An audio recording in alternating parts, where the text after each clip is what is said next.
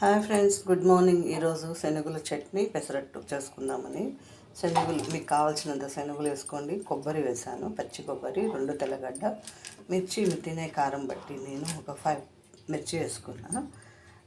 ఇప్పుడు దీన్ని మిక్సీకి వేసేస్తాము. శనగల చట్నీ మిక్సీకి వేసుకున్నాను. ఇప్పుడు మేము దీనికి తాలింపు పెట్టుకున్నాము. చట్నీకి తాలింపు పెట్టుకుందాము. ఆవాలు వేస్తాము.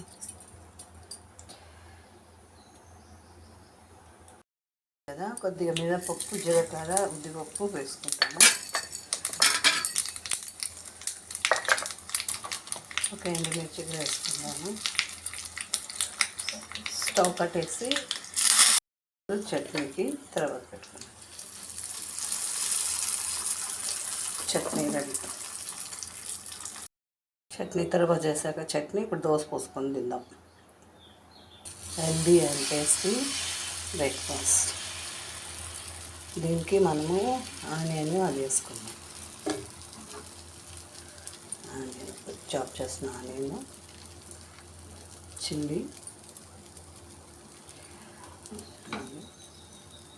ఇంకా కొత్తిమీర కూడా వేసుకోవచ్చు. నేనైతే వేసుకోలేదు. దీనికి మనము గీ,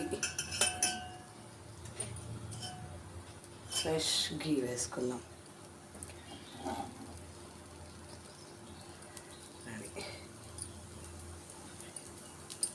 అది పచ్చని పప్పు కూడా వేస్తాను.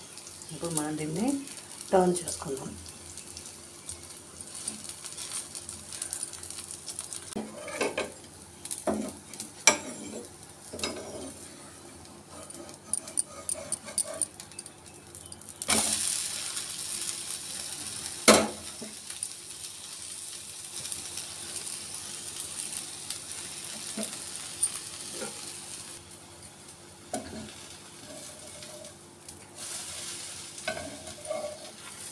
దోశ